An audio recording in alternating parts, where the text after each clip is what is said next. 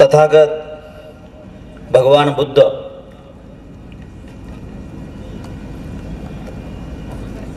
महात्मा कबीर मध्ययुगीन कालखंडात जी सगळी परिवर्तनवादी संतांची परंपरा, महानुभवांची परंपरा, भारतवर्षातल्या सगळ्या परिवर्तनवादी भक्ती परंपरा या सगळ्यांनाही मानाचा मुजरा करतो। त्याचप्रमाणे बहुजन समाजामध्ये एक सांस्कृतिक मंथन करण्याचं काम नामदेवांनी केलं। तुकोबांनी त्याच्यावर कळस चढवला आणि मी नुकतंच या ठिकाणी येण्याच्या अगोदर गाडगे बाबांच्या जन्मस्थानाला जाऊन आलो आहे। गाडगे बाबा, मला नाही वाटलं महाराष्ट्रानं गाडगे बाबा अजून समजून घेतलेत, भारतवर्षानं गाडगे बाबा समजून घेतले। त्यामुळे या सर्व तमाम विभूतींना मी मानाचा मुजरा करतो आणि ज्यांची संयुक्त जयंती आपण साजरी करतो आहोत,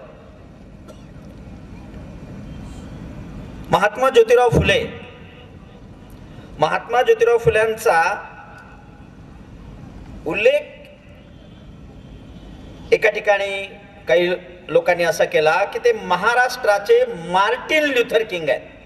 मला हे त्यांचं विशेषण अतिशय आवडतं, कारण धर्मवादी राजकारणाचं विश्लेषण 15व्या शतकामध्ये मार्टिन ल्युथर किंग यांनी केलं आणि भारतातल्या धर्मवादी राजकारणाचं, समाजकारणाचं विश्लेषण राष्ट्रपिता महात्मा ज्योतिराव फुले यांनी केलं आणि म्हणून त्यांनाही अभिवादन। छत्रपती शाहू महाराज महाराष्ट्रामध्ये दुर्लक्षिला गेलेला एक छत्रपती आहे। का दुर्लक्षिला गेला कसा ते मी माझ्या विवेचनातच सांगणार आहे।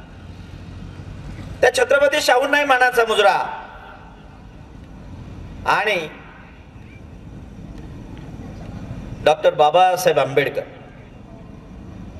हे या देशाची जी काही लोकशाही असेल, सरांनी जे सांगितलं कोणती काय वगैरे, आर्थिक, राजकीय, सामाजिक वगैरे, या सगळ्यांचं शिखर ज्या माणसाने आपल्या कर्तृत्वानं तयार केलं असे विश्वरत्न डॉक्टर बाबासाहेब आंबेडकर आणि तमाम विभूती। मी सगळ्यांची नावं या विचार मंचावर घेणं, काही प्रातिनिधिक नावं मी घेतली आणि विचार मंचावर असलेले कार्यक्रमाचे अध्यक्ष डॉक्टर कविटकर, कार्यक्रमाचं सुंदर संचालन करणाऱ्या नीलिमा लक्ष्मीधर मुळे मॅडम, ज्यांनी उद्घाटन केलं आणि अतिशय सुंदर असं मुद्देसूद विवेचन केलं असे संजयजी मोहणे, ज्यांनी अनेक लोकांनी सत्कार केले, अनेक संघटनांनी सत्कार केले। खरं तर मी बुजून गेलो त्या सत्कारांनी। अशा सर्व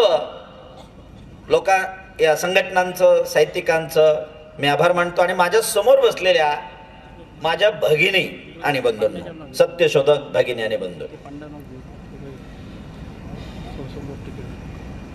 पहिल्यांदा म्हणालो महात्मा ज्योतिराव फुल्यांना मार्टिन ल्युथर किंग ही उपमा दिली, हे अत्यंत महत्वाचे आहे। कारण तुमच्या माझ्या आयुष्यामध्ये आम्ही कितीही काही म्हणत असू तरी देखील धर्मानं एक आमच्या मनावर गारूड केलेलं आहे, इथल्या धर्मव्यवस्थेनं गारूड केलंय आणि धर्मव्यवस्था एवढी चतुर आहे की तिनं त्या धर्मव्यवस्थेच्या विषमतावादी मूल्यांना ईश्वराचा, धर्माचा काय काय मुलामा देऊन त्याला एक चिरेबंद अशी, बंदिस्त अशी इमारत उभी केली। याला हा जो तुरुंग आहे, जाती व्यवस्थेचा तुरुंग आहे, धर्मव्यवस्थेचा तुरुंग आहे, याला पहिल्यांदा या आधुनिक कालखंडामध्ये सरांनी म्हटल्याप्रमाणे ते महात्मा ज्योतिराव फुले यांनी काम केलं. तुम्हाला आम्हाला चीड येत नाहीये. आमचे ते वामन दादा म्हणायचे चीड येत नाहीच हाच गुन्हा. आपल्याला चीडच येत नाही. एखादी घटना घडली हे असंच घडायचं. सध्या देशात अनेक घटना घडत आहेत. रावसाहेब कसबे नावाचे एक विचारवंत आहेत आणि म्हणून मी मुद्दाम सगळ्यांना सांगतो त्यांचं मत हे लक्षात घेतलं पाहिजे. जे जे काही वाईट घडतंय देशांमध्ये सध्या घरादारात राजकारणात समाजकारणात कुठं काय असे ना त्याच्या विरुद्ध बोला, त्याच्या विरुद्ध लिहा, एकमेकांना सांगा, जेवढी शक्ती असेल तेवढं सांगा. रावसाहेब कसबे म्हणतायत मी नाही सांगितलं तर मला आत्महत्या करावी लागेल म्हणून मी बोलतोय. कारण ज्यांना कळतं त्यांची जबाबदारी जास्त आहे आणि म्हणून जबाबदार असलेला असा जो वर्ग आहे हा सुशिक्षितांचा वर्ग आहे, बुद्धिजीवींचा वर्ग आहे, जैविक बुद्धिजीवींचा वर्ग आहे. या बुद्धिजीवीला तयार करण्याचं काम पहिल्यांदा आधुनिक कालखंडामध्ये सुरू झालं असेल तर ते पुण्यामध्ये सुरू झालं. फक्त ते निमित्त होतं. लग्नाला बोलवलं आणि इन्सल्ट झाला. शूद्राचं पोरग आमच्या समोरच चालतंय, चालता हो. हे एवढं जे प्रतिक्रिया आहे ती जिव्हारी लागली आणि इथलं सगळं धर्म, साहित्य, वेद किंवा पुराण किंवा सहा शास्त्र काय काय हे जे ग्रंथ आहेत हे चालले बऱ्यापैकी महात्मा ज्योतिराव फुले यांनी. आणि म्हणून फुले जयंती साजरी करतात. तो महात्मा फुलेचा जो समग्र वाङ्मय ते पहा. ज्ञानेश्वरीच्या 12व्या 13व्या किंवा कोणकोणत्या अध्यायातल्या कोणत्या ओवीला माझा आक्षेप आहे हे महात्मा ज्योतिराव फुले नमूद करतायत. म्हणजे केवळ विरोधासाठी विरोध म्हणून इथली धर्मव्यवस्था ज्योतिरावांनी नाकारली नाही. या धर्मव्यवस्थेतल्या चुका, महाचुका दाखवल्या आणि मग ती धर्मव्यवस्था नाकारायला निघाले. आजचा माझ्या विषयाचा प्रतिपादनाचा विषयच फुले दाम्पत्याच्या सत्यशोधक विचारधारेतच राष्ट्राचं हित आहे. हा अतिशय सुंदर असा विषय आहे आणि या विषयामध्ये या देशाची सगळी परिवर्तनवादी परंपरा प्रतिबिंबित होते. कारण या देशाचं जे संविधान आहे बाबासाहेबांनी आम्हाला दिलं ते या देशाचा इतिहास आहे. तो स्वातंत्र्य, समता, बंधुता फ्रेंच राज्यक्रांतीमधून नाही आणली म्हणतायत बाबासाहेब. स्वातंत्र्य, समता, बंधुता हे मी बुद्धाकडून घेतलंय म्हणून बुद्ध गुरु आहेत. बाबासाहेबांनी ज्या पद्धतीने संविधान निर्माण केलं 2 वर्ष 11 महिने 18 दिवस संसदेमध्ये बाबासाहेब, त्यांचा टायपिस्ट आणि त्यांचा एक आवडता मठ नावाचा कुत्रा होता. ही 3च माणसं असायची लिहित बसली होती. या देशाचं भवितव्य लिहित बसली होती, संविधान लिहित बसले होते. अनेक आजारांनी, अनेक गोष्टींनी, व्याधींनी त्रस्त होते बाबासाहेब. पण ही संधी जी मिळाली त्या संधीचं सोनं बाबासाहेबांनी केलं आणि ते संविधान तुम्हाला मला दिलं. त्या संविधानातल्या कलमांचं सुतोवाच कोणी कोणी केलंय ते बुद्धाने केलंय, ते इथल्या संत परंपरेनं केलंय, ते भक्ती परंपरेनं केलंय, ते कबीरांनी सुतोवाच केलाय, ते महात्मा ज्योतिराव फुले यांनी सुतोवाच केलाय. संविधान म्हणजे हा काही त्या बायबल, गीता किंवा अजून काय जे धर्माचे धर्मग्रंथ आहेत वेगवेगळ्या त्यांच्यासारखा असा पवित्र, त्या अर्थाने पवित्र म्हणत नाही. कारण आपल्याकडे पावित्र्याचे जे निकष वेगळे आहेत. कारण जगात त्या ख्रिश्चन धर्मामध्ये, बायबलमध्ये पृथ्वी गोल लिहिलं होतं. कोणीतरी ते सपाट म्हणायला लागलं किंवा गोल आहे किंवा सपाट आहे याच्यावरचा वाद जेव्हा शास्त्रज्ञानं उकरून काढला तेव्हा इथल्या व्यवस्थेनं त्याला मारलेलं आहे. आणि त्याच्यामुळं विवेकनिष्ठा जी आहे, विवेकवाद आहे, तो विवेकवाद आणण्याचं काम बाबासाहेबांनी जे संविधानामध्ये केलं ते हवं होतं, सगळ्यांना हवं होतं. आणि महात्मा ज्योतिराव फुल्यांचा पट्टशिष्य, शिष्योत्तम जर कोण असतील तर डॉक्टर बाबासाहेब आंबेडकर, ते लक्षात घ्या. आणि म्हणून मी तुम्हाला सांगतोय की बाबासाहेब म्हणाले, मी या कालखंडातला एकमेव सत्यशोधक आहे भारतातला. म्हणजे हे बाबासाहेबांचं विधान उद्धृत करून मग मी पुन्हा फुल्यांकडे येतो, पुन्हा शाहूराजांकडे येतो. महात्मा ज्योतिराव फुले आणि डॉक्टर बाबासाहेब आंबेडकर हा जो स्पॅन आहे 1827, 1890, 1891 ते 1956, याच्यामध्ये सुद्धा बरंच पाणी वाहून गेलेलं आहे. महात्मा ज्योतिराव फुल्यांच्या नंतर जी चळवळ झाली किंवा राजर्षी शाहू महाराजांचं जे संस्थान आहे, त्यांनी अनेक क्रांतिकारी निर्णय घेतले. इतके क्रांतिकारी निर्णय घेतले की भारतवर्षामध्ये सयाजीराव गायकवाड आणि राजर्षी शाहू महाराज सोडता कोणतंही संस्थान इथल्या सर्वसामान्य माणसाला दिलासा देणारी गोष्ट करत नव्हती. ती राजर्षी शाहू महाराजांनी केली. आरक्षणाचं आणलं असेल, बाबासाहेब आंबेडकरांचा एका अर्थाने शोध म्हणा, तो सयाजीराव गायकवाडांनी लावला आणि दुसरं राजर्षी शाहू महाराजांनी लावला. 1920 ची जी माणगाव परिषद होती, त्या माणगाव परिषदेमध्ये त्याचं अध्यक्षपद राजर्षींनी भूषवलं आणि म्हणाले की आता तुमचा नेता मी नाही, तुमचा नेता डॉक्टर बाबासाहेब आंबेडकर. इथल्या सर्व हाराचे, मग त्या सर्व हारामध्ये सगळे आहेत, इथल्या स्त्री आहेत, इथल्या सगळ्या बहुजन जाती आहेत, कष्टकरी आहेत, शेतकरी आहेत, आदिवासी आहेत, अखेरचा माणूस आहे. तुमच्या सर्वांचा तारणहार, आणि ज्यांना इन्स्टंट जास्त चटके होते त्याचा तारणहार मी नाहीये, त्याचा तारणहार डॉक्टर बाबासाहेब आंबेडकर. कारण या सगळ्या लोकांना माहित होतं, जिस तन लागे व तन जाणे, तुझ्या क्या जाणे गवारा रे. दुसऱ्याला काय कळत? ज्यांना त्याची चटके सहन होत आहेत ती माणसं क्रांती करू शकतायत, ही व्यवस्था उलथून टाकू शकतायत.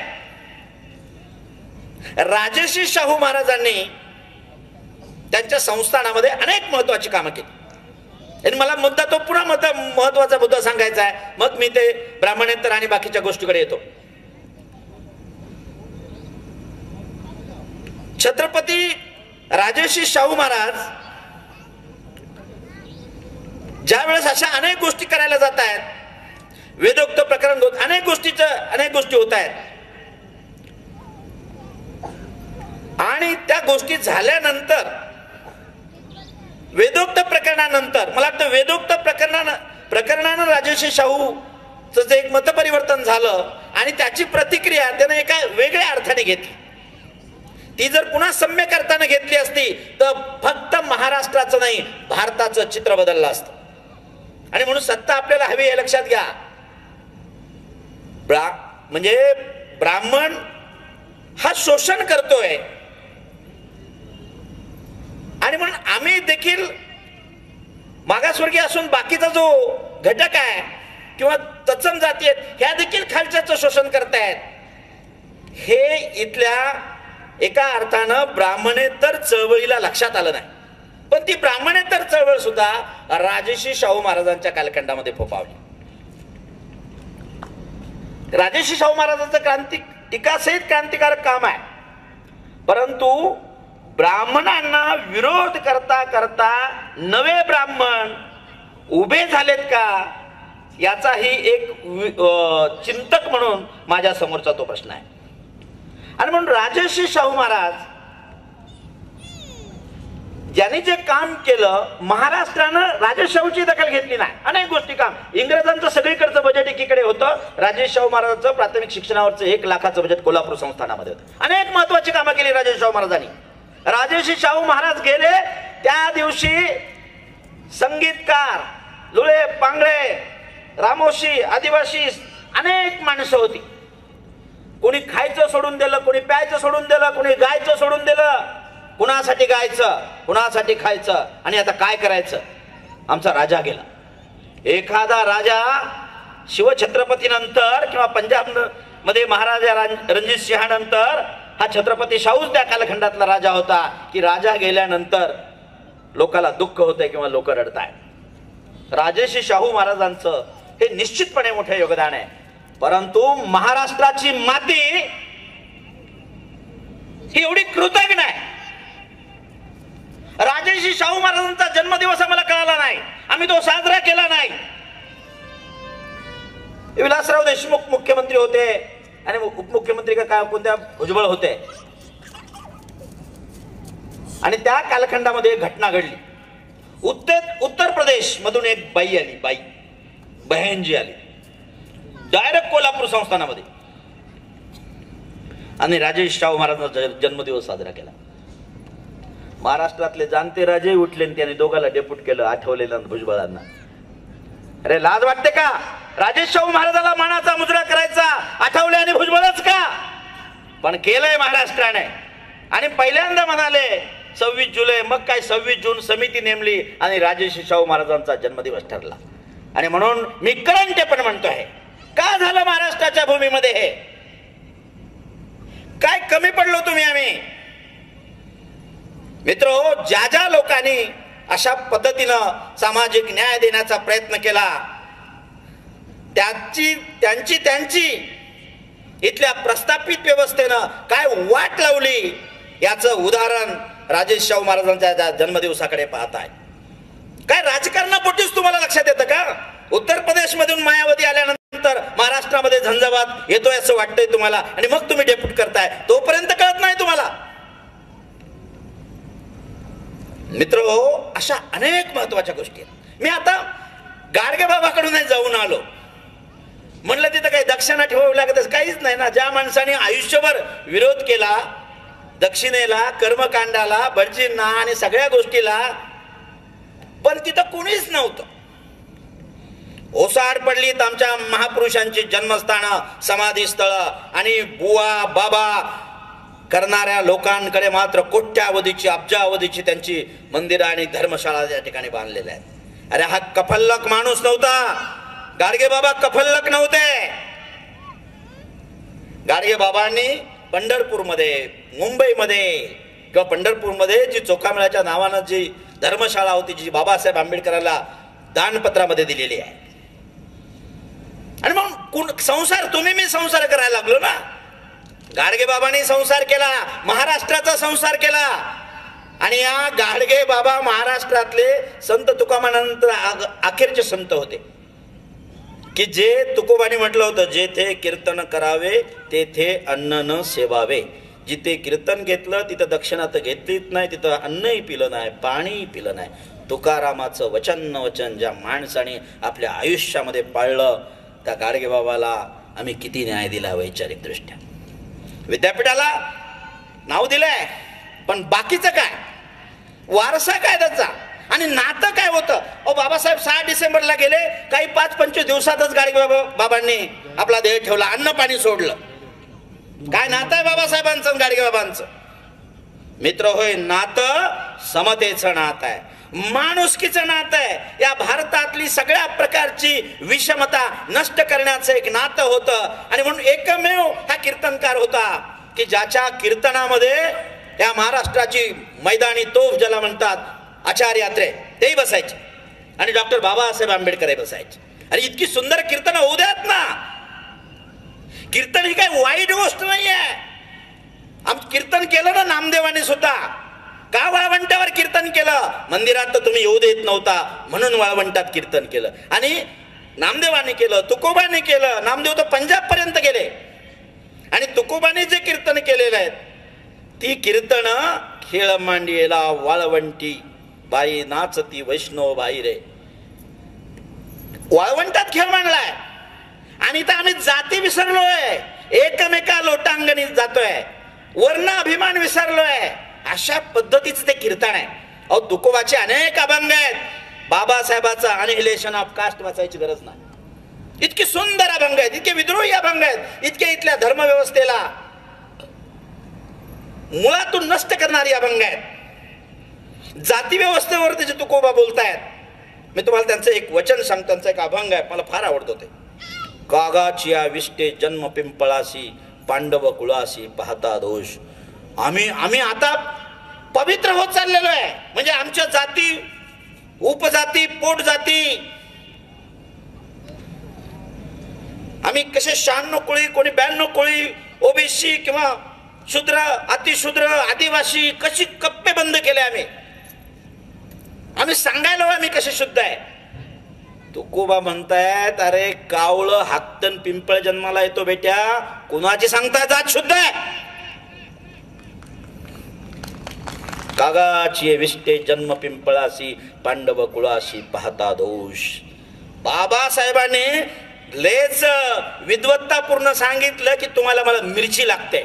तुमचा माझा बाप तुकोबा काय म्हणतोय बघा. आणि मग सगळी उदाहरणं दिलीत त्यांनी की कुळ गोत्र विचारा सगळ्यांचं. ते कुळ गोत्र विचारताच येत नाही. आणि ज्याने या संतांचं कुळ गोत्र विचारलं तो नरका जाईल अशा पद्धतीने म्हटलं. शुद्ध अशुद्धतेच्या, जातीच्या शुद्धतेच्या कल्पनांना मूठ माती तुकोबाने दिलेली. आणि या तुकोबाचे अभंग सातत्यानं डॉक्टर बाबासाहेब आंबेडकरांनी आपल्या वर्तमानपत्रामध्ये उद्धृत केलेले आहेत, त्याचे कोटेशन दिलेलं आहे. आणि म्हणून आपण थोडं कप्पेबंदपणा सोडून दिला पाहिजे. मला त्यांनी सांगितलं असं मी सांगतोय ते काही सत्य नाहीये, त्याच्यावर काही विश्वास ठेवू नका. तुमचं जे मती आहे, तुमची जी बुद्धी आहे, बुद्ध्यांक आहे, त्याच्या पद्धतीनं त्याच्यावर ताऊन सुलाखून निघतं की नाही बघा.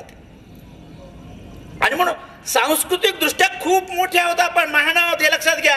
या देशामध्ये इथल्या प्रस्थापित व्यवस्थेनं सांस्कृतिक राजकारण सुरू केलं आहे. आणि म्हणून या विषयामध्ये तो महत्वाचा विषय दडलेला आहे. मंदिर, मस्जिद. अहो आम्हाला मस्जिद आहे प्यारी, असं काय करताय? मंदिर आहे प्यार आहे. वही बनाएंगेचा नारा मी कबीराकडे जात होतो. वही बनाएंगे. हो कबीरानं न्याय दिला नाही तुम्ही, आम्ही हे लक्षात घेतलं पाहिजे. मी विषयावर बोलतोय. सत्यशोधक विचारधारा वापरतोय कबीर. कबीर म्हणतात जातीनं पूछो साधू की. काय म्हणतात कबीर पा?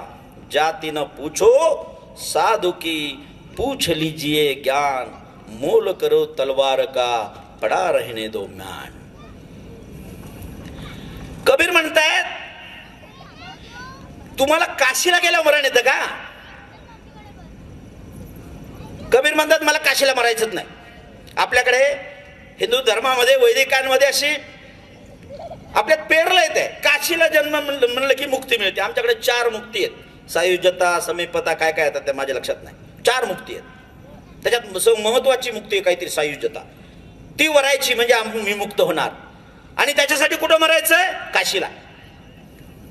कबीर 100-125 वर्ष जगले आणि अखेरच्या कालखंडामध्ये काशीला राहिले नाही, ते गेले मगरला. ते म्हणे मला नरक पाहिजे, स्वर्ग नको तुमचा, मला इथं स्वर्ग तयार करायचा आहे, मला वर्षात तुमच्या स्वर्गात नाही जायचं. मगरला गेले ते. म्हणजे इथल्या जाती व्यवस्था, धर्म व्यवस्था, वर्ण व्यवस्था याच्या सगळ्या विरोधी वागले कबीर. आणि म्हणून कबीर बाबासाहेबांचे गुरु आहेत, लक्षात घ्या. आणि कबीरानं जी विचार पद्धती आणली तीच महात्मा ज्योतिराव फुले यांनी विचार पद्धती आणलेली आहे. त्यांच्याकडे सातत्यानं तो कबीर बीजक जो ग्रंथ होता, साखी होत्या, ओव्या होत्या, दोहे होते, याचं विवेचन चालायचं महात्मा ज्योतिराव फुले यांच्या सत्यशोधक समाजाच्या बौद्धिकामध्ये. आणि म्हणून महात्मा ज्योतिराव फुल्यांनी हा जो सत्यशोधक विचार आणला, तो विचार समता आणणार आहे, बंधुता आणणार आहे. दुसरं तुम्हाला सांगतोय, हिंदू ह्या गोंडस नावाखाली या ठिकाणची व्यवस्था आम्हाला गवते आणि आभासी शत्रू दाखवला जातोय. आमचा शत्रू मुसलमान आहे. आणि मग ते भांडण आहे. मग ते राम मंदिराचा सगळा विषय आहे. मी आता निवडणुकीचं वातावरण आहे म्हणून फार वेगळं बोलता येत नाही मला, थोडंसं वेगळ्या भाषेत बोलतोय, समजून घ्या तुम्ही. पण कबीराकडे जा. कबीर म्हणतात अरे राम तो माझा आहे, राम श्वासात आहे आणि प्रत्येकाच्या शरीरात आहे, तो आत्म्यात आहे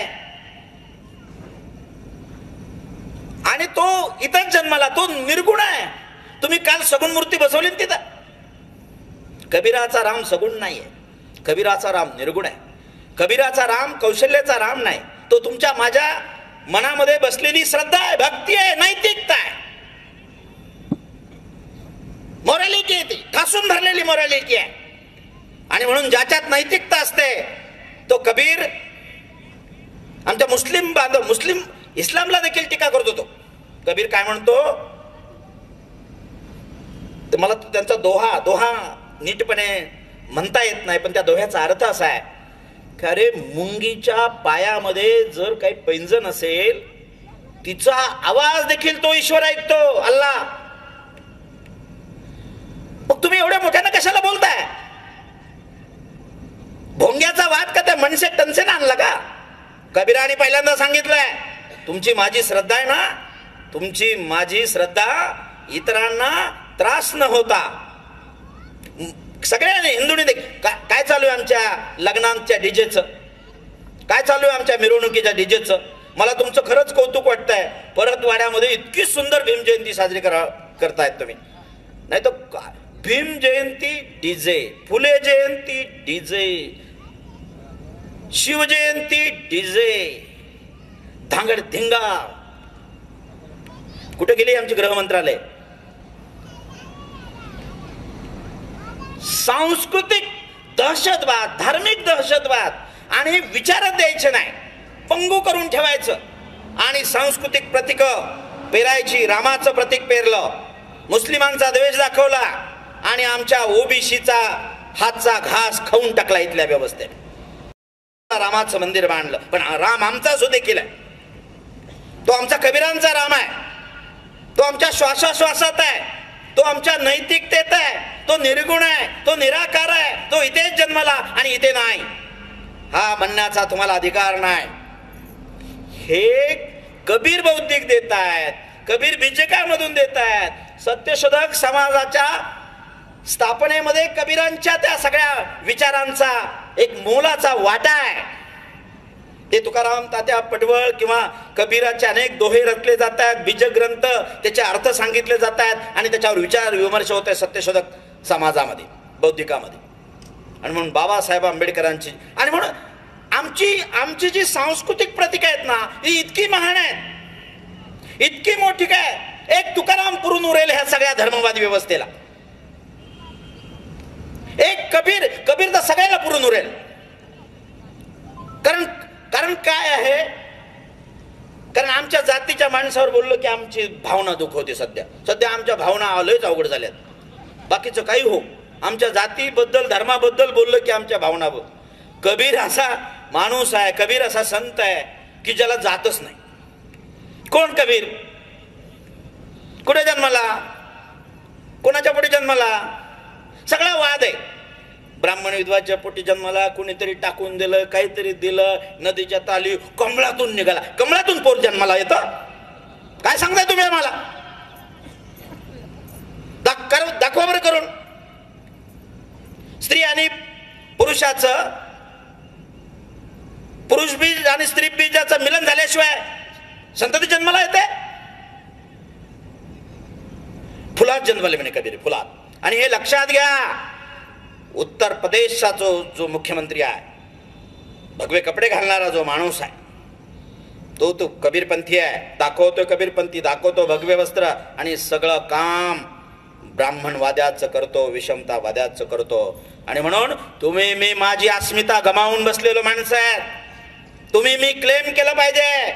गाडगे बाबांनी नसल घातलं भगवं वस्त्र, पण तुमच्या भगव्या वस्त्रामध्ये तुमच्या म्हणजे पुन्हा हे मी चूक बोलतोय, भगवं वस्त्र यांचं नाही आहे.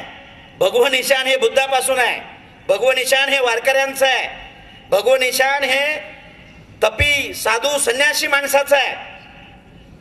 पण ते भगवं निशाण हे यांनी स्वतःच्या राजकारणाच्या झोळ्या भरण्यासाठी वापरलं, भिकाऱ्यांनी वापरलं म्हणतो. भिक्षकरी म्हणत नाही. आणि म्हणून आपली सांस्कृतिक प्रतीक लक्षात घ्या. फुले दाम्पत्याचा सत्यशोधक जी विचारधारा आहे, ती विचारधारा सांस्कृतिक प्रतीक देते. बळीराजा हे तुमचं माझं प्रतीक आहे. काय बळीराजा?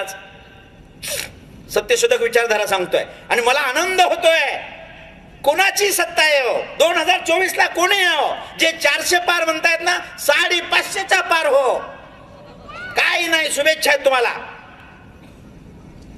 आमचा कबीर हिरावून घेऊ नका. आमचा तुकाराम हिरावून घेऊ नका, आमचे महात्मा ज्योतिराव फुले हिरावून घेऊ नका. महात्मा ज्योतिराव फुल्यांचा विजय कसा झाला सांगू तुम्हाला मी. 14 ते 19 आणि 1924 दोन टर्म झाल्या. काही असेल, उत्तर प्रदेशची निवडणूक असेल, काही असेल, इथली धर्मव्यवस्था वाकली. जो महिना 2 महिने 6 महिन्यापासून चाललेलं शेतकरी आंदोलन, त्या आंदोलनापुढे वाकावं लागलं इथल्या धर्मवादी व्यवस्थेला, इथल्या राजकारणी व्यवस्थेला, विषमतावादी व्यवस्थेला. हा कुणाचा विजय आहे? शेतकऱ्याचा आसूड नावाचं पुस्तक महात्मा ज्योतिराव फुले यांनी लिहिलं. त्याच्या इतकं शेतकऱ्याचं, त्याच्या दारिद्र्याचं, त्याच्या गरिबीचं, त्याच्या सामाजिक, आर्थिक, सांस्कृतिक दुराव्यवस्थेचं वर्णन करणारा दुसरा ग्रंथ अजून पैदा झाला नाही भारतवर्षामध्ये. आणि त्या महात्मा ज्योतिराव फुले यांच्या शेतकरी चळवळीनं इथल्या फॅसिस्ट व्यवस्थेला नमवलं आणि आंदोलन ते बिल मागे घ्यायला लावलं. शेतकरी विरोधी बिल वगैरे होती. आणि म्हणून ही फुले शाहू आंबेडकरांची विचारधारा मताच्या राजकारणातून जरी आम्ही यशस्वी करू शकलो नाही हे लक्षात घ्या. कारण मताचं राजकारण हमेशा फसवं आहे. आज महाराष्ट्रामध्ये आम्ही पाहतोय भांडणं लावून दिली. कारण मराठा ओबीसी भांडणं लावून दिली इथल्या सरकारांनी, महाराष्ट्रातल्या सरकारने, मुख्यमंत्र्यांनी आणि उपमुख्यमंत्र्यांनी. आणि तमाशा पाहत बसले.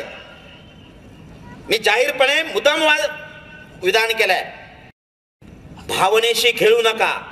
मराठा युवकांच्या भावनेशी खेळू नका. ओबीसीची चळवळ आता अशी उभी राहते, त्यांच्याशी खेळू नका.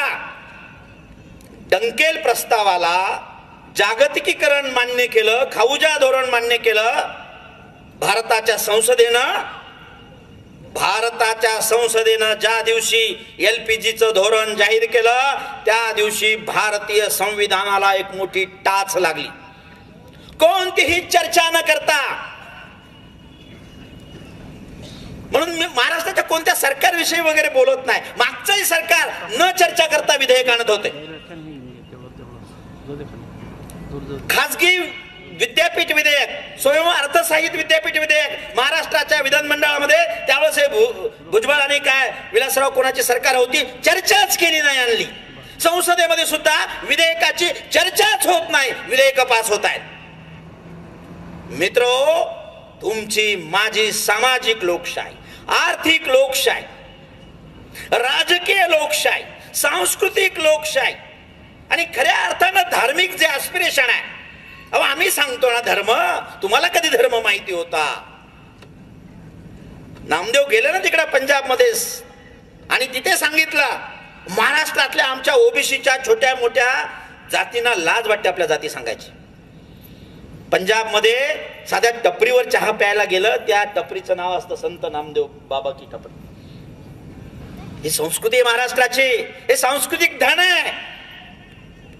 मित्र हो, ओबीसी हा जो वाहक आहे इथल्या हिंदुत्वाचा, प्रतिगामी विचाराचा, त्या ओबीसीला कसं आपल्यात ठेवता येईल, कचाट्यात ठेवता येईल, धार्मिक व्यवस्थेमध्ये गुरफटवून ठेवता येईल, याचं षडयंत्र म्हणजे राम मंदिराचा प्रश्न होता. मंडलला विरोध आणि कमंडलवाद यामुळे त्यांनी आणलेला होता. हे आपण लक्षात घेतलं पाहिजे. आणि शिवजयंतीच्या, भीमजयंतीच्या, फुले जयंतीच्या निमित्तानं इथल्या व्यवस्थेची बौद्धिक चिरफाड, आम्हाला एकच चिरफाड माहिती आहे, पोस्टमार्टम. आम्ही गेल्या होतो ते कशासाठी करतात? To find out exact cause of death. कशामुळे मेला? अरे तो गेला ना आता, पण कशामुळे मेला? भारतातली स्वातंत्र्य, समता, बंधुता, सामाजिक न्याय, स्त्री पुरुष विषमता, धर्मवादी विषमता, हे सगळ्या ज्या प्रकारच्या विषमता आहेत, या विषमता निर्माण होण्याची कारण कोणती, त्याचा उपाय कोणता, त्यांच्या लसी कोणत्या आणि त्या कधी आणणार तुम्ही? ती लस कधी आणणार? ती लस देण्याचं काम चक्रधर करत होते, चार्वाक करत होता, बुद्ध करत होते, नामदेव करत होते, कबीर करत होते, महात्मा ज्योतिराव फुले करत होते. बाबासाहेब आंबेडकर 18-18, 20-20 घंटे करत होते. बाबासाहेब आंबेडकर त्या कालखंडात म्हणतायत की मला एक ग्रंथ सांगा तो वाचला नाही मी. एक ग्रंथ सांगा की जो वाचला नाही म्हणून मी. काय चॅलेंज आहे बघा. भीम जयंती साजरी कशासाठी करायची? याच्यासाठी करायची. ज्ञान म्हणजे बाबासाहेब आणि बाबासाहेब म्हणजे ज्ञान. एकाच माणसाला अभियांत्रिकीचं ज्ञान, वैद्यकीय ज्ञान, खगोल ज्ञान, अर्थविषयक ज्ञान, काय काय जे मानववंश विषयक ज्ञान, सगळ्या ज्ञानाची मक्तेदारी या परंपरेनं 5000 वर्षानं ज्या गावकुसा बाहेरच्या माणसाला नाकारली, त्यानं ज्ञानाच्या माग इतके लागावं आणि त्या ज्ञानाचं माग लावून तुम्हाला मला फक्त आपल्या जातीचं पाहायचंय. नाही, मी मराठा असेल तर मला फक्त मराठ्याचं पाहायचंय, मी माळी असेल तर मला माळ्याचं पाहायचं, जातीनुसार पाहायचंय. बाबासाहेब आंबेडकर नावाचा हा अलीकडचा असा एक माणूस होता की ज्यानं स्वतःची जात, स्वतःचा ग्रुप, पंथ, धर्म एका अर्थाने सगळे विसरले होते त्या राष्ट्राच्या पुढे. आणि त्याने सांगितलंय की मी पहिल्यांदा भारतीय आहे आणि राष्ट्र म्हणून अंतिमता देखील भारतीय आहे. मी शीख आहे. इथं तर सुरू आहे गर्व से कहो. पोलिसांना मी सांगतो, मंत्रालयाला सांगतो, ही घटना भारतीय संविधानाला अभिप्रेत असलेलं घोषवाक्य. गर्व से कहो हम हिंदू आहे, गर्व से कहो हम इस्लाम आहे, किंवा गर्व से कहो हम भारतीय म्हणा. स्वातंत्र्य, समता, बंधुता, सामाजिक न्याय म्हणणारी व्यवस्थेला गर्व करा. अशा पद्धतीचा गर्व करण्याची व्यवस्था भारतीय संविधानामध्ये नाही आहे. ते मात्र बोलणाऱ्या, विचार करणाऱ्या, लिहिणाऱ्या, भाषण देणाऱ्या माणसाला नक्षलाईट, शहरी नक्षलाईट, तुरुंगात डांबणं, असं डांबणं, तिकडं डांबणं, त्याचा अभिव्यक्ती स्वातंत्र्याचा काय काय ते करताय सगळं. कारण बुद्धिवादी माणूस लाखात एक असू द्या, लाखात एकच माणसं होती. या सगळ्या पृथ्वी तलावर जो उजेड आणला तो कोणी आणला? ते सर आयझॅक न्यूटन किंवा एडिसन आणला ना. एडिसन विजेचा शोध लावताना काय 10,000 पब्लिक जमा घेऊन आला होता का? सुदाम चिंचाने सारखा भामटा चोर होता का? निवडून यायचं होतं का त्याला लोकसभेतून, यवतमाळतून, पाथरीतून, परभणीतून? अरे त्याला जग बदलायचं होतं. लोकसभेतून निवडून नाही यायचं होतं, जग बदलायचं होतं. आणि जग बदलायला निघालेला एडिसन तुमच्या माझ्या आयुष्यात सगळा उजेड आणला. मित्र हो, फुले, शाहू, आंबेडकर, कबीर, तुकाराम, नामदेव, संत गाडगे बाबा, कॉम्रेड अण्णाभाऊ साठे, ही सगळी माणसं तुमच्या माझ्या आयुष्यामध्ये उजेड निर्माण करण्यासाठीच परमनंट ऑइल, फ्युल, तेल निर्माण करण्याचं काम करत होते. आणि म्हणून त्यांची जयंती आपण साजरी करत आहोत. महात्मा ज्योतिराव फुले सत्यशोधक विचारधारा म्हणजे भारतीय संविधान आहे. वेगळं करायचं नाही, गद्दारी करायची नाही इथल्या व्यवस्थेना. फुलेंना आणि आंबेडकरांना दोन करू शकत नाही तुम्ही. काय काय स्लोगन आहे सांगा. मी महाराष्ट्राचं विधान भवन मी एकदा पाहून गेलो, पाहिलं, तिथं गेलो एकदा. महात्मा ज्योतिराव फुल्यांचा पुतळा आहे आणि वरी अक्षर आहेत, ख्रिस्त मोहम्मद मांग ब्राह्मणासी धरावे पोटासी बंधुपरी. काय सांगतं आमचं संविधान? संविधान काय सांगतं आमचं हे तर सांगतं ना. तुम्ही तर त्याच्या विरोधात बोलायला लागले, ख्रिश्चनांच्या विरोधात बोलायला लागले, मुसलमानांच्या विरोधात बोलायला लागले, ओबीसींच्या विरोधात बोलायला लागले, आपापसात भांडण लावून द्यायला लागले. महाराष्ट्राच्या सध्याच्या सरकारला मी सांगतोय थोडंसं नीट वागा रे बाबांनो. मगाचा मुद्दा घेता मी त्या मुद्द्याकडे येतोय पुन्हा. जागतिकीकरणानं वाट लावली आमच्या व्यवस्थेची, संविधानाची. 20 लाख का 30 लाख पद आहेत केंद्र सरकारच्या नोकऱ्यांमध्ये. भरायचे कोणी?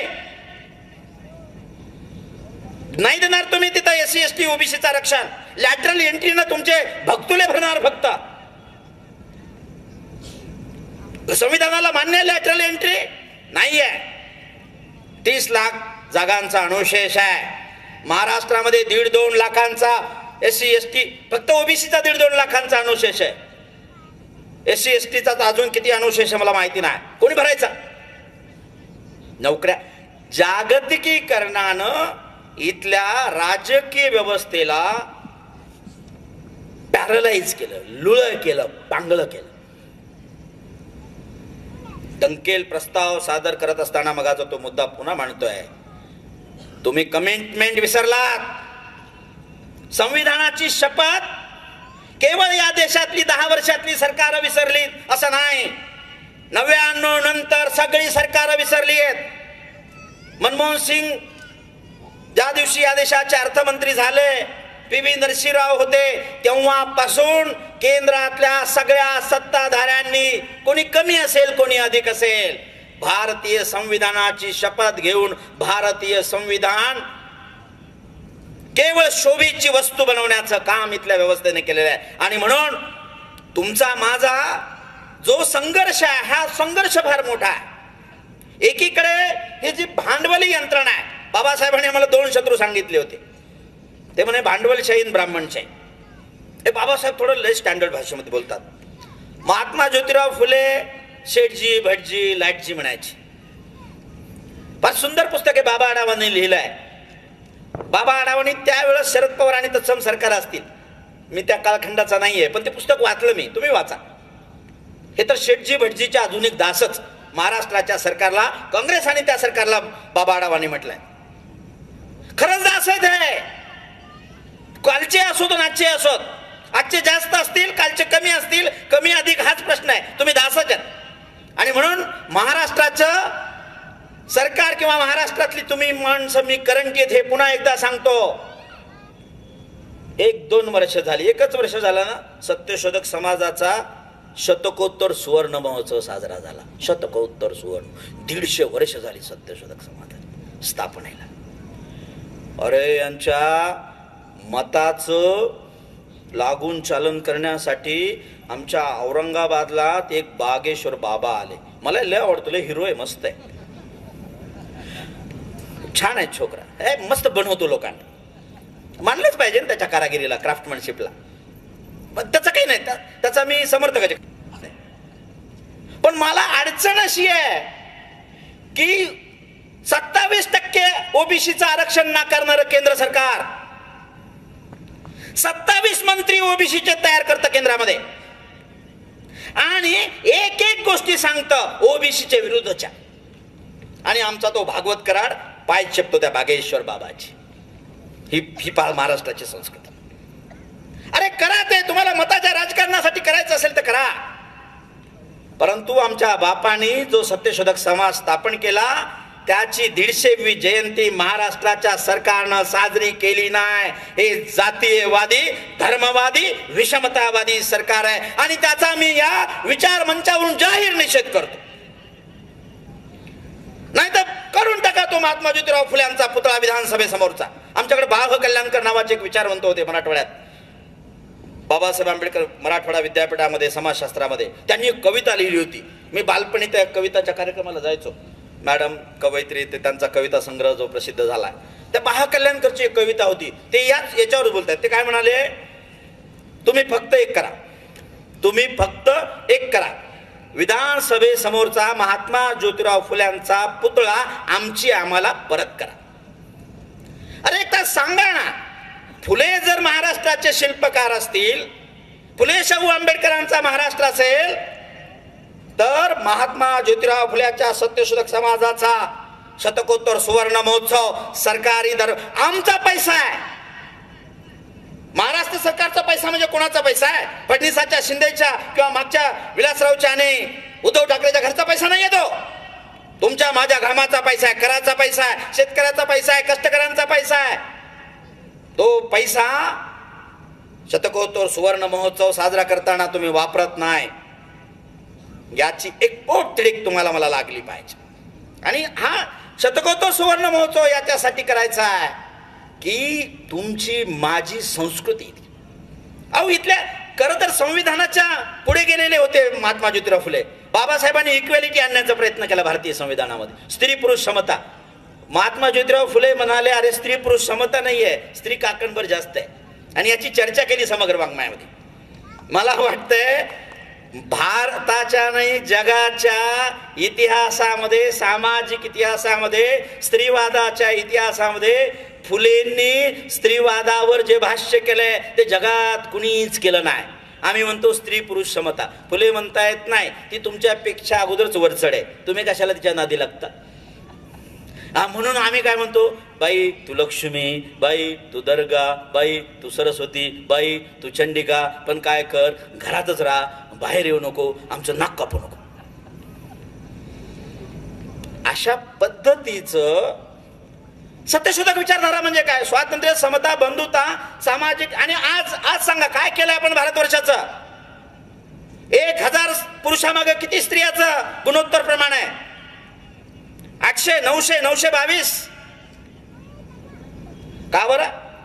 जिथल्या सगळ्या स्त्रियांना देवीच्या रूपात पाहिलं जातं, आता नाही पाहिलं जात बरं. काय आता ते बोलता येत ना, काय काय झालं त्या क्रिकेटच्या पोरी, काय काय झालं ते काय आता सांगता येत नाही, ते राजकीय विचार मंच नाही, पण पाहतोय आपण. अरे आम्ही हाय महाराष्ट्र पाहिला होता, कोणी एका मंत्र्यावर नुसते आरोप झाले, राजीनामा द्यायला, मुख्यमंत्र्यांनी राजीनामा दिला. आता मात्र पदच खुजी करून टाकली.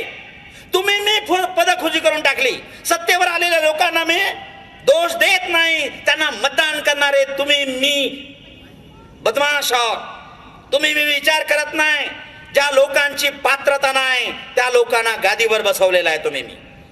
आणि मग अपात्र लोकांना गादीवर बसवलं तर त्यांच्याकडून पात्र गोष्टीची किंवा शक्यता कशी करणार आहोत आपण. आणि म्हणून स्त्री बाबासाहेब आंबेडकर यांनी हिंदू कोड बिल, भारताच्या संसदेमध्ये हिंदू कोड बिल मांडले. खरं तर बाबासाहेबांना लवकर राजीनामा द्यायचा होता, पण त्याच्यासाठी थांबले होते. म्हणजे विचित्रच काम आहे बरं का. मला काय व्हायचंय, मला आमदार व्हायचंय, मला खासदार व्हायचंय, म्हणून जोडतोड मोड सुरू आहे सध्या महाराष्ट्रात. एकाने मराठ्याच्या विरोधात बोलायचं, एकाने ओबीसीच्या बाजून बोलायचं, एकाने हाणायचं, एकाने मारायचं, एकाने दुपटून बसवायचं, दापटून बसवायचं, सगळा मॅनेज प्रकार सुरू आहे. आमचे काही लोक म्हणतात घटनेच्या हात लावाल तर याद राखा हात तोडून टाकू. त्यांनीच कमळाबाईचं चिन्ह हातात घेतले. जे हात तोडू म्हणतायत ना त्यांच्याच हातात ते कमळाचं फुल आहे. ती त्यांची भूल नाही, त्यांचं ते चालतंय, ते चूल आहे, ती त्यांची चूल आहे, होऊन की भूल नाहीये. हिंदू कोड बिल सांगत होतो मी. हिंदू कोड बिल, बाबासाहेबांची जयंती का साजरी करायची? इथल्या स्त्रीला हे सांगितलंच गेलं नाही, बाई तुझा नेता डॉक्टर बाबासाहेब आंबेडकर आहे. तुला तुझ्या केवळ आई वडिलांच्या इस्टेटीमध्ये हिस्सा दिला म्हणून नाही, तुझं लग्न आवडता पती निवडण्याचं स्वातंत्र्य दिलं म्हणून नाही, तुला विशिष्ट अधिकार दिले म्हणून नाही. तर एकूणच स्त्रीवादाच्या बाजूनं काय विशाल हृदय असेल. आपण नुसतं म्हणतो महाकारुणिक तथागत गौतम बुद्ध. महाकारुणिक बाबासाहेब होते. काय करुणा असेल. तुम्हाला माझ्या लेकराचं भलं करता येत नाही हो, एवढी दरिद्री माणसं आहे तुम्ही. मी 2 पोरापेक्षा जास्त पोरं झाली की जोड झाली आपल्याला. खरं ते जडच पण जड झाली. यांना किती पोरं होती? डॉक्टर बाबासाहेब आंबेडकरांना 140 कोटी पोरं आहेत आज. महात्मा ज्योतिराव फुल्यांची एवढी लेकरं आहेत. हे जे नुसतं म्हणतात ना 125 करोड देशवासियो, तुम्ही म्हणतच बसानोसा. यांची काळजी वाहण्याचं काम बाबासाहेब आंबेडकरांनी केलं. महिलांना सांगतो, बाबासाहेब केवळ सत्तेवर राहिले, ते केवळ हिंदू कोड बिल पास करायचं होतं, जे तुम्हाला अधिकार देणारं होतं. नेहरूंनी आश्वासन दिलं होतं बाबासाहेबांना की ते करतो मी, पण अखेर नेहरूंनी देखील नकार दिल्यावर बाबासाहेब नाराज झाले. त्यांनी राजीनामा पत्र अगोदरच लिहून ठेवलेलं होतं. त्यांना मी का राजीनामा देतोय, मला वाटते संसदेमध्ये ते बोलू देखील दिलं नाही. आणि मग त्यांनी ते राजीनामा पत्र पत्रकारांना वाटलं आणि पार्लमेंटमधून निघून गेले. मित्रो, या देशातल्या समग्र महिलांसाठी दिलेली ती कुर्बानी होती हे लक्षात घ्या. म्हणून बाबासाहेब आंबेडकरांची जयंती साजरी करायची आहे. दुसरी कारण सांगितलं ओबीसी. दुसरं महत्वाचं कारण राजीनामा देण्यामागे बाबासाहेबांचं ओबीसी या घटकासाठी 340वे कलम निर्माण केलं, परंतु त्याला एवढा घटनात्मक दर्जा देता आला नाही. राष्ट्रपतीवर सोपवलं गेलं. ते राष्ट्रपतींना आयोग नेमावा आणि त्यांच्या कृती कल्याणाचा कार्यक्रम आजवा. घटनेचं 1-2 वर्ष होतंय तर नेहरू सरकार यावर विचार करायला देखील तयार नाही. हे लक्षात घ्या. 1-1.5 वर्ष झालंय संविधानाची अंमलबजावणी होऊन आणि बाबासाहेबांना वाटते की त्या 340वी अंमलबजावणी होत नाही ओबीसीच्या, म्हणून राजीनामा देतो. दुसरं कारण, मुसलमानांचा प्रश्न, मुस्लिमांचा प्रश्न तुम्ही व्यवस्थित सोडत नाही. तिसरं कारण, काश्मीरचा पाकिस्तानचा प्रश्न व्यवस्थित सोडत नाही. चौथं, 3, 4, 5 कारणं दिली बाबासाहेबांनी त्यांच्या राजीनामा पत्रामध्ये. ती आपण वाचली पाहिजेत. डीजेच्या तालावर नाचायचं असेल तर नाचा. माझ्या तरुण मित्रांना सल्ला देईल, नाचा. तुमच्या अंगात जेवढी रग असेल तेवढं नाचा, पण त्याच्या दुप्पट रग असेल तेवढी ती पुस्तकं वाचा. रायटिंग अँड स्पीचेस वाचा बाबासाहेब आंबेडकरांची. महात्मा ज्योतिराव फुल्यांचं समग्र वाङ्मय वाचा. आणि मग बघा की अंगातली रग नुसतं घाम काढून जिम मध्ये जाऊन किंवा तत्सम करता येत नाही. ती बुद्धी नावाची जी गोष्ट आहे, मेंदू नावाची जी गोष्ट आहे, मी तुम्हाला सांगत होतो भारतातली माणसं मेंदू वापरत नाहीत. जगातलं संशोधन आहे सर्वात कमी मेंदू वापरल्या जाणाऱ्या देशामध्ये आपलं नाव आहे. कारण काहीच नाही, बापजादे म्हणले ते करायचंय ना, चलो पिचे शाया ढकेल द्या, काय विचार करायचा. इथंच जन्माला, इथंच जन्माला, राम इथेच जन्माला ना, हा इथेच जन्माला. ते तुमचे ते त्यांच्या मशिदीमध्येच जन्माला, कारण त्याच्याशिवाय भांडण सुरू होणार नाही ना. डोकंच नाही वापरायचं, सुरू करायचं. मित्रो, बाबासाहेब आंबेडकरांचं योगदान मी सांगतो, ती सत्यशोधक विचारधारा होती. आणि म्हणून पुन्हा तो मुद्दा सांगतोय की ब्राह्मणेतर चळवळ, मी माझ्या समारोपाकडे येतोय, ब्राह्मणेतर चळवळ ही सत्यशोधक चळवळीचं एका अर्थाने ते कमी प्रकारचं रूप आहे. कुणाच्या मुसलमानांची घरं पेटून तुम्हाला देश उभा करता येणार नाही. दुसऱ्या जातीतला पेटून स्वतःची जात मोठी करता येणार नाही, लक्षात घ्या. तुम्हाला स्वतःच काही निर्माण करावं लागेल. आणि हे स्वतःच निर्माण करण्याचं काम बाबासाहेब करत होते. बाबासाहेब आंबेडकरांनी त्या राजीनामा पत्रामध्ये काही गोष्टी सांगितल्यात, मी तुम्हाला त्याची आठवण करून देतो. सध्या आपण राजकारणाचा फेवर आलेला आहे ना, ते सांगतायत की मी एक तर सर्वात मोठा सत्यशोधक मी आहे. कारण ब्राह्मणेतर चळवळ ही ब्राह्मणांना शिव्या देऊन स्वतःचा वेगळा नवब्राह्मणवाद महाराष्ट्रात आणत होती. मग ते तिकडं केशवराव जेदे असतील, जवळकर असतील, ते लठ्ठे असतील किंवा नंतरचे मोरे असतील, किंवा ते वेगवेगळी पद्धत आहे. कारण सत्य शोधण्याचं काम कमी झालं आणि जातोन्नती झाली. जातोन्नती, आम्हाला जातोन्नती करायची ना. आता मी इथं बोलायलो, मी काय फार मोठा माणूस असं नाही. मी कोण आहे? मी माई महासंघाचा महाराष्ट्राचा अध्यक्ष आहे. खरं तर लाथानं मारलं पाहिजे. ज्या महात्मा ज्योतिराव फुले यांच्या कुळामध्ये जन्माला आला बेट्या, तू काम करतो जातीचं संघटनाच. मी आत्मटीका म्हणून सांगतो, मी माझी असल्यामुळे सांगतो, बरं कुणाला वाईट वाटत असेल ते माफी मागतो. अरे दे ना बाबा जात सोडून. ओबीसी म्हण ना, 55% आहेत ना ओबीसी, 52% आहेत ना, 54% आहेत ना. आणि आमचं ह्या सरकारचं भांडण दुसरं काय नाही. तुम्ही 500 की पार करा ना जनगणना. तुम्ही SC ST करता ना, ओबीसीची जनगणना करा. आणि जनगणना याच्यासाठी माणसं नाही मोजायची, मला खासदार नाही व्हायचं. या देशातल्या साधन संपत्तीमध्ये वाटा किती ओबीसीचा? तो आमचा वामनदादा सांगून गेला ना. विचारला प्रश्न व्यवस्थेला, टाटा बिर्ला, वाटा कुठं आहे हो, सांगा धनाचा साठा, नामचा वाटा कुठे आहे? वाटा विचारतोय ओबीसीला. मंडलची अंमलबजावणी झाल्यानंतर कमंडल करून आमच्या ओबीसीचा तोंडाचा घात तुम्ही हिरावून घेतला. मोदी साहेब पहिल्यांदा सत्तेवर आल्याबरोबर 300-350 कलेक्टर घरी बसवले नॉन क्रिमिनलच्या नावावर. IIT IIM उच्च शिक्षण संस्थांमध्ये ओबीसीचे 5-6 वर्ष आरक्षण भरले नाही. आणि म्हणून आम्हाला ही जी व्यवस्था आहे, ही व्यवस्था काँग्रेसने देखील फक्त 2007 मध्ये अर्जुन सिंग मनुष्यबळ विकास मंत्री असताना IIM आणि IIT मध्ये आरक्षण दिलं. याच्यापेक्षा काँग्रेसने देखील ओबीसी साठी काही काम केलं नाही, हे लक्षात घेतलं पाहिजे. आणि म्हणून आमचं केवळ एका पक्षाशी भांडण नाही आहे. फुले आंबेडकरी चळवळीचा कार्यकर्ता म्हणून माझ्या समग्र इथल्या धर्मवादी, जातीवादी, फॅसिस्टवादी, उच्चवर्णीयवादी, विषमतावादी व्यवस्थेचं भांडण आहे. आणि म्हणून ओबीसीचा वाटा तुम्हाला नाकारता येणार नाही. कोविडच्या नावावर 2021 ची जनगणना तुम्ही पुढे ढकललीत. इलेक्शनच्या नावावर ते काय समजणार का 2-4 पिलू सोडलेत, NRC, NPR, FINPR.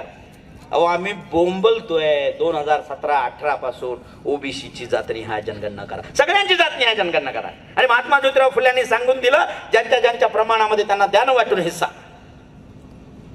हिस्सा ठेवायचा नाही. असलेला हिस्सा स्वतःची तुंबडी भरायची, लॅटरल एंट्रीनं भरायची. आमच्या पोरांच्या IAS UPSC ची तयार करता करता टकलं पडलं लोक पोरांना आमच्या. आणि तुम्ही लॅटरल एंट्री देताय. तुमचं पोरग आहे म्हणून, ते उच्चवर्णीयाचं पोरग आहे म्हणून, आमदाराचं पोरग आहे म्हणून, खासदाराचं पोरग आहे म्हणून. आणि MPSC UPSCचा बँकिंगचा अभ्यास करणारी पोरं 4-4, 5-5, 10-10 वर्ष दिल्लीला राहत आहेत, मुंबईला राहत आहेत. पोटाचं कसं तरी भरतायत, काहीतरी पोटात टाकतायत. आणि जाहिरात केली जाते, पेपर फोडले जातात, काही केलं जातं आणि ते भरलं जात नाही. मित्रहो, महात्मा ज्योतिराव फुल्यांची जयंती, भीम जयंती साजरी करताना या सगळ्या गोष्टी लक्षात घ्यायच्या आहेत. मला सांगा, जाता जाता पुन्हा एक महत्वाची गोष्ट सांगतो. बाबासाहेब आंबेडकरांनी जे त्या राजीनामा पत्रामध्ये लिहिलंय ते अत्यंत महत्वाचे.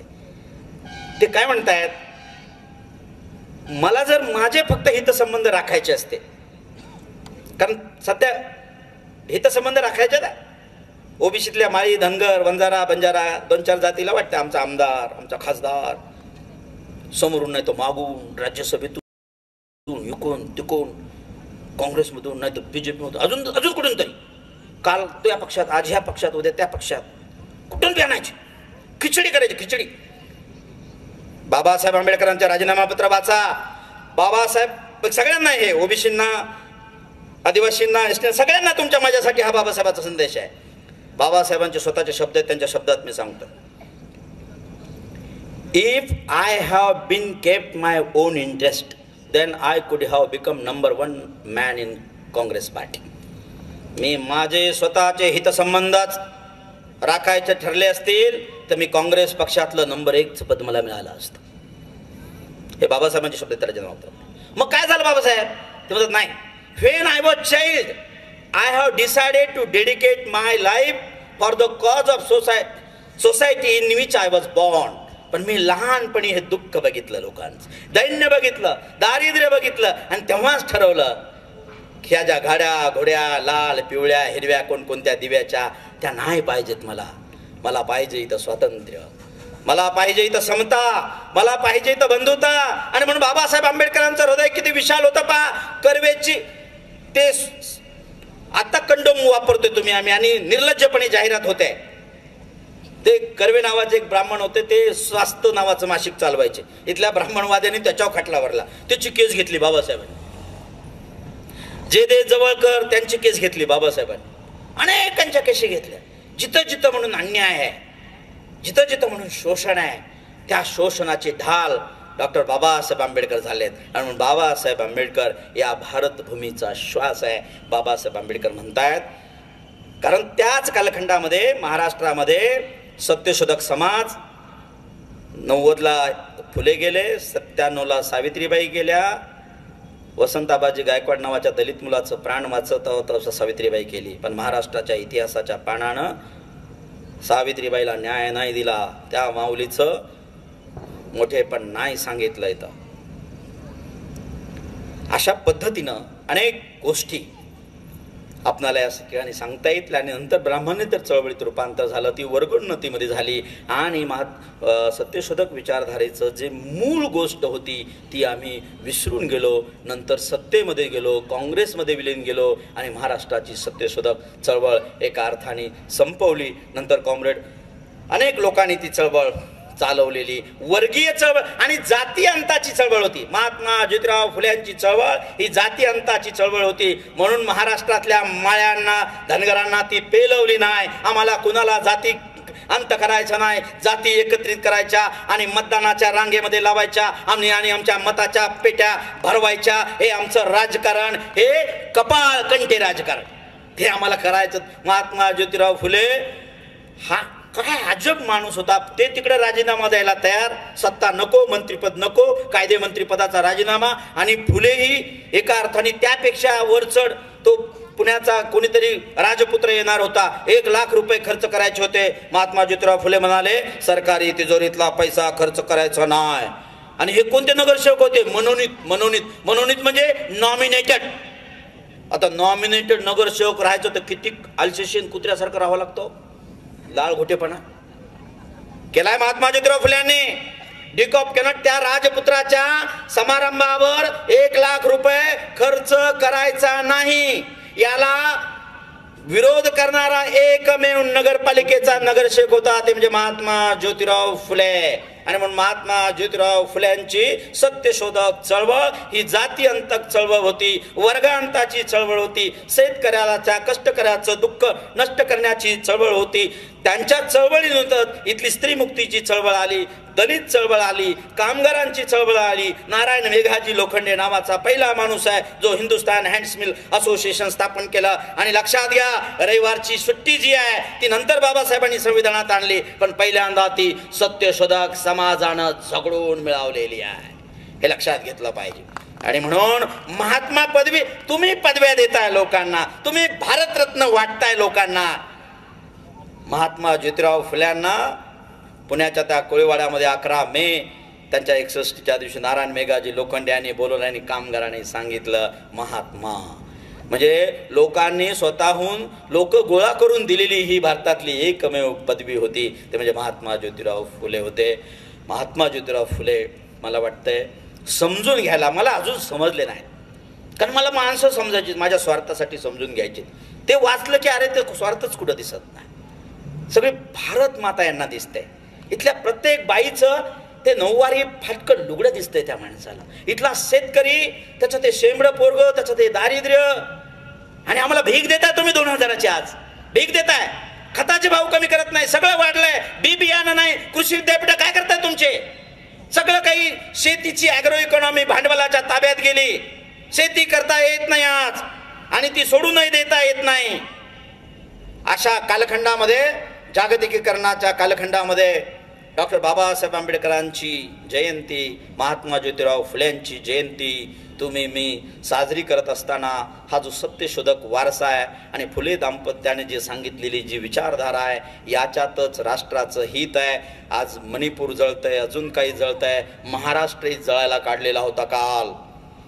मराठा आणि ओबीसीच्या आंदोलनामध्ये अशाच पद्धतीनं जाती युद्ध होते की काय पाहायची मराठवाड्यामध्ये सिच्युएशन आलेली होती. सर्वसामान्य माणसं लढले, मात्र इथली व्यवस्था त्याचंही राजकारण करून इथं प्रतिगामी व्यवस्थेला काय त्याचा फायदा होईल तेच बघते.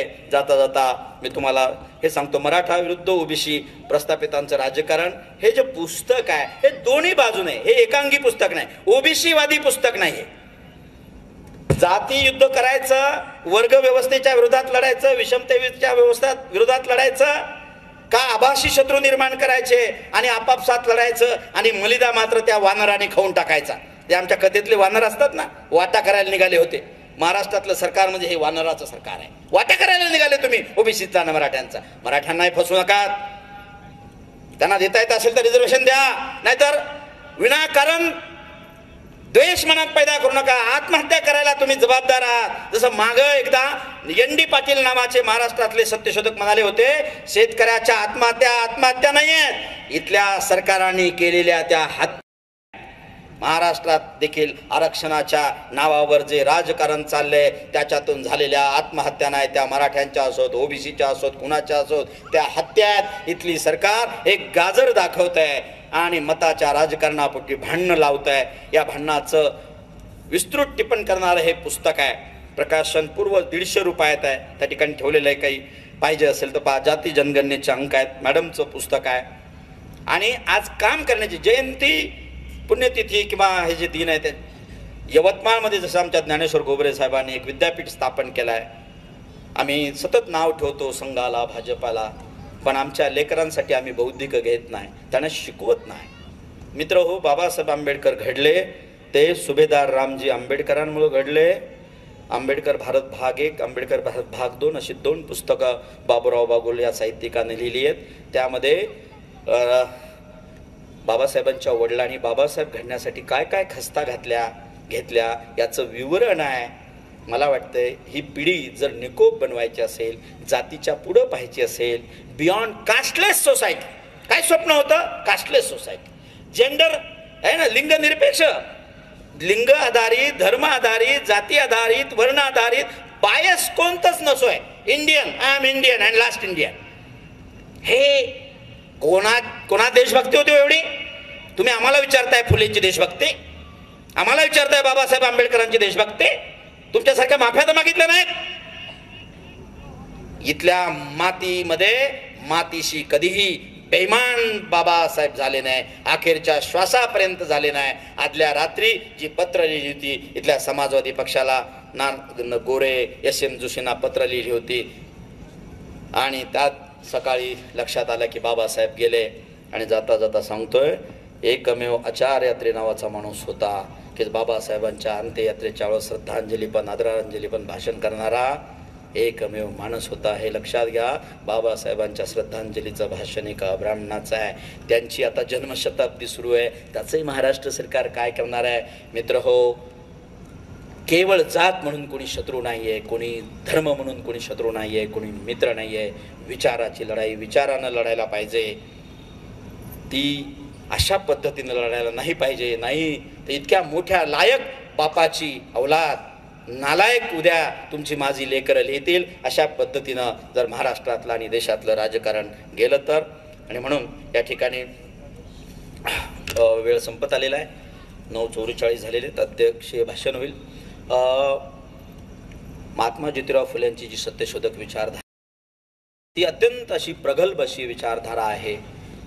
तीच विचारधारा संतांनी सांगितलेली, बाबासाहेबांनी सांगितलेली, बाबासाहेबांच्या कर्तृत्वानी आहे. आणि सांस्कृतिक क्रांती, तुमची माझी वाताहत सांस्कृतिक क्रांतीमुळे होत आहे. ती सांस्कृतिक क्रांती, ती सांस्कृतिक प्रतीक पुन्हा एकदा आपण चलूया. दिवाळीच्या दिवशी पुन्हा आपलं बळीचं राज्य. मला छान वाटलं तुमच्या कृषी उत्पन्न बाजार समितीचं नाव बळीच्या नावानं आहे. अहो, बळीस्थान आहे. करायचं का तुम्हाला या देशाचं नामांतर? करा ना बळीस्थान. तुम्हाला इंडिया जमत नाही का? अरे ते घटनेत आहे ना, इंडिया दॅट्स द भारत, हे पहिलं कलम आहे ना. लयच लागतं तुम्हाला, मिरच्या लय झोमतात. त्या औरंगाबादचं छत्रपती संभाजीनगर. बरं, एक माणूस आला ते म्हणला संभाजीनगर, दुसरा माणूस आला ते म्हणला छत्रपती संभाजीनगर. आता मी म्हणतो मी उद्या तिकीट भरतो औरंगाबादचं आणि मला जर खासदार केलं ते मी छत्रपती छत्रपती छत्रपती संभाजीनगर असं नाव ठेवतो. हे काय चाललंय काय? हे चाललंय काय?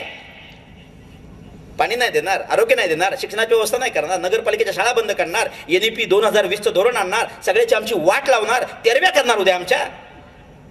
आणि नुसती नावं बदलणार. बदलायचं असेल तर बदला. देशाचं नाव बलिस्थान ठेवा. हा बलिस्थान बळ, शेतकरी, कष्टकरी, स्त्रिया, आदिवासी, शेतकरी, इथली मुलं जी पुन्हा एकदा बाबासाहेब, बुद्ध, कबीर, तो वॉशिंग्टन, तो त्या ठिकाणचा तो काय Thomas Jefferson, Thomas pen, common man लिहिणारा फुलेंचा, ही माणसं या महाराष्ट्राच्या अमर्त्य सेन सारखी पैदाईस या भारत देशामध्ये व्हावी, ती सुपीक जमीन निर्माण करण्याचं काम आमच्या महापुरुषांनी केलं. आणि म्हणून त्यांना आदरांजली अर्पण करण्यासाठी ही जयंतीचा उत्सव तुम्ही साजरा केलात. माझ्यासारख्या विद्वान नसलेल्या छटाक माणसाला तुम्ही आमंत्रित केलं आणि मला इतका मोठा सन्मान दिलात.